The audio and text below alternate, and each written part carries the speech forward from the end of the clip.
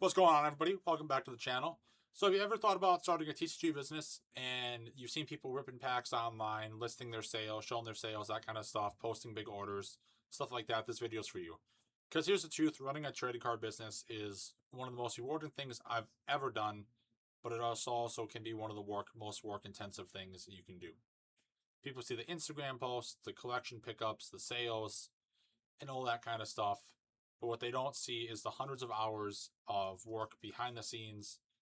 So today I'm kind of reviewing the curtain, going back behind the bar and showing you guys everything that goes into running a TCG business as far as what kind of day-to-day is like and what you should expect getting into it. So if you think about starting one, this should help set a realistic expectation of what you can kind of expect.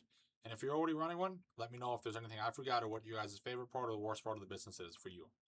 So, getting into it, one of the biggest misconceptions of the business is that selling cards means someone buys it and you ship it. That is a very dumbed down way of doing it. I wish it was that simple. There's a lot more that goes into it than just someone buys it and you ship it. It's not that easy.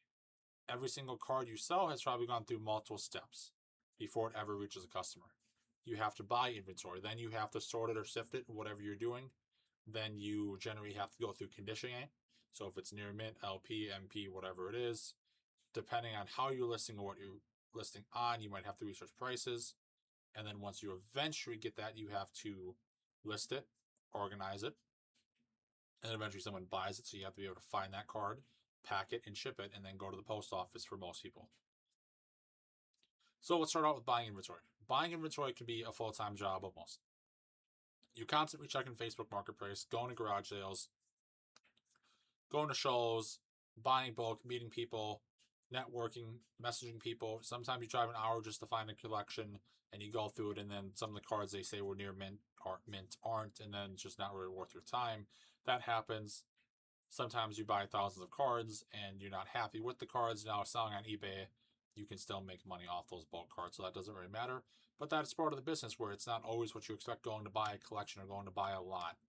That you'll find a lot of people put cards as near mint and they're not.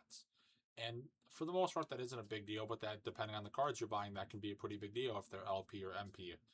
Now, modern cards, near mint and LP are pretty much in like the same almost. As far as pricing goes, unless it's top tier SIR or something. But in vintage, I just bought a lot the other day that was like 600 vintage cards. Near mint, and they put it always near mint. The difference between near mint and LP on a card like that, on base set, shadowless, stuff like that, that can be a pretty big price difference. That's part of the business. If you don't have inventory, you don't have sales. That's just how it goes.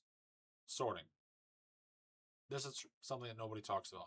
Sorting thousands and thousands of cards by game, by set, by rarity, by condition, by value, uncommon, hollow, reverse hollow, trainer card, energy, bulk, land, playable, non-playable.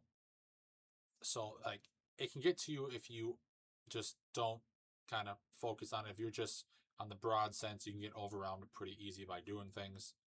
Now a lot of that, depending on how you're selling stuff on eBay, a lot of that stuff you can kind of get away with not being so important because you're just listing it all. But depending on what your goals are and how you're doing things, like TCG player, if you're set sorting and alphabet sorting, that can take a long time. eBay can still take a long time too. Listing. This is another part. Now comes the part everyone underestimates. Creating listings. Now, on eBay, if you have a software, this is a piece of cake. This is arguably the easiest part of the business as far as work intensive. You scan, then you verify, make sure the title's right, you check the condition, make sure you're in the right, your store category is right, and the category that you're listing is correct. Price it correctly, and then note anything if you're, damaged or whatever, if you want to note in the description. Double check, and then repeat hundreds and then thousands of times. One listing isn't hard. A couple thousand can be hard. But once you get in the habit of it, listing is one of the easiest things. I was listing 1,000 listings in an hour. Now that's with the best scanner you can get, and that took me about 2 months to get to that point to where I was able to do that. And that's assuming everything's going smooth and well. That's not always the case. Even if you're knowing what you're doing, something can still go wrong. This is assuming that the scanner's working great, the cards are nice, everything's good, and you have no issues, that when you make the batch, it identifies it quickly, and that it's identifying it accurately so you don't got to manually match a lot of them. So It can be quick and easy for listing, but that a lot of stuff has to go right for that to happen. Inventory management. Now you've listed thousands and thousands of items. Where do they go? You need an inventory system. Every card needs a home, because when you sell something, you have to find it quickly, and you have to be able to find it. Nothing is worse when you sell a card and you can't find it. At the beginning, there was a couple cards I sold when I had a couple thousand listings I could not find.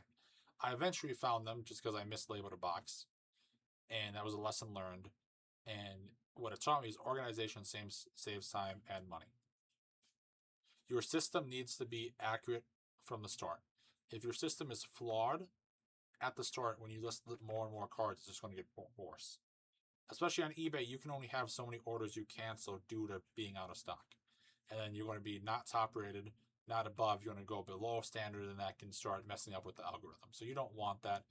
TCG player, if you're set sort, alphabet sort, you want to make sure you're listing them in that right set and you have them organized good.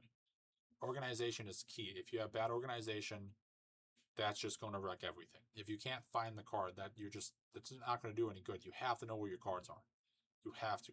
They got to be safe and convenient to get quick, especially when you're getting 40, 50 card, 40 orders, and some of these orders are for 2, 3, 4, 5 cards. You're selling 100, 200 cards a day. You need to be able to go through and find these cards. Shipping. This is the part the customer actually sees and what is the customer is going to look at for 99% of what they think of your business. It's only a small piece of the business for us, but to them, it's a massive part. They're going to look at your price and your shipping. So for this, you got to print the order, print the packing slip if you're doing that, pull the inventory, double check the order, package everything safely. That's a big thing. Make sure everything's packed efficiently and safely. Make sure it's not going to bend. Make sure it can go through the machines, the rollers, all that stuff. Drop everything off, then repeat it tomorrow. The goal isn't just get the package there, it's getting it there on time, safely, in a way that looks professional, where the customer wants to buy from you again. You don't want, if you ship in a way that's to you smart, but to the customer doesn't make sense, they're just going to not want to buy from you again. There are some very bad ways to ship, and there's some very good ways to ship. The way I ship isn't perfect for everyone. I like it. I haven't had any issues with it, so I keep doing it. But I use a penny sleeve top loader cart and then a team bag, and I tape it to the packing slip, and the packing slip fits perfectly in a number 10 envelope, so nothing bounces around.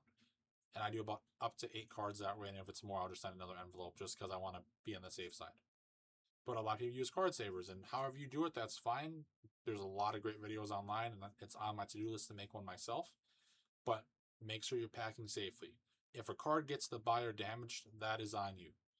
Like, we know how the post office is going to be with cards. You've got bad packages that have been messed up. You don't want that. They don't want that. Nobody wants that. It's bad for everybody. Customer service. This can be one of the best or worst parts about the business. Running a business online, you're dealing with people. Questions, offers, returns, shipping issues, address changes. I get probably once or twice a month a card that comes back in the mail because the address they try to deliver to, that person's not there anymore. Someone else lives there, they return it. Combined shipping. People are messaging you or asking if you'll take less. They won't send an offer. They'll say, hey, will you take $4 for this $5 card? Whatever it might be. Sometimes you have to have a nice in-depth conversation with someone before making a sale. Now, that can lead to a sale, so it's worth doing it and keeps your customers happy. Customer service is part of the job. How you handle them people matters just as much as what you're selling. Keeping them happy with your business and how everything's going, and making them look at your business in a positive light is good. Getting back to them quickly. If they want 5 pictures of the card, give it to them. Especially when you're new to the platform, you want them good reviews, and that's how you get it, by bending over backwards for them. The business never stops. There's always something to do. If there aren't orders, you should be listing. If you aren't listing, you should be sourcing. If you're not sourcing, you should be organizing. And if you're caught up on everything, something probably can be improved. Like, my system works great for me. It can be better. It's not perfect. It works. But this business is always about improving your systems, being more efficient, being better. The work never really ends. That's just part of owning a business. Why I still like it, and why it's one of my favorite things I do. Now, after hearing all that, you might be wondering, well, why do you keep doing it? Because every day is different. I get to buy collections. I get to talk to a lot of people. I get to go out, go to card shows. learn about new cards, expand into other things like comics and adventure games, find cool collections, meet the people who love the same hobbies as I do, build something that's mine. That's the part that people don't always understand. It isn't just about making the money. Sure, money's great and everyone needs it. But for this, it's about building something over time. Every listing, every customer, every sale, every collection, every mistake, it all adds up, and it's that final goal of building a sustainable, good business. So that was a lot of information, kind of just broadly touching every topic. So kind of go to recap everything, what you want to do. You got buying, then you got listing, organization, packing and shipping, and dropping off at the post office, customer service. And that's just the broad sense of the big terms. That's not breaking up what each term means. And we've kind of done that in this video, but there's more to it than just that. And those big things, it's not just as simple as that. There's a lot of ways to make it easier and more efficient, but it's still not just you take a picture of a card, you sit on eBay, and it sells. That's not how it necessarily works. Running the business isn't easy, but it's rewarding. It's a lot of work. But if you do genuinely enjoy the hobby and you're willing to stay consistent, consistency in this game is key. It's one of the most rewarding businesses you can build, in my opinion. I'd love to hear from you guys. What's the hardest part of running your business? What's one thing that's starting up that held you back?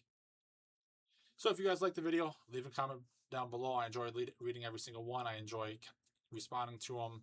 So if you enjoyed this video and want to follow up along as I continue growing the business, adding more inventory, expanding into comics, got a lot of comics. I've got about 100 listings on eBay right now. Plans to get about 50 to 100 listed a day for a couple weeks, see how that goes. And everything in between, make sure to subscribe. Don't forget to like the video. All my affiliate links for my eBay, the software I use, all the shipping supplies I use, that's all going to be down below. Also down below is the link to the Discord. That's the main thing I'm trying to build, a community for everybody. So if that's something that interests you guys, get the link below. Otherwise, guys, that's going to be it for me. So thank you so much for watching. I'll see you in the next one.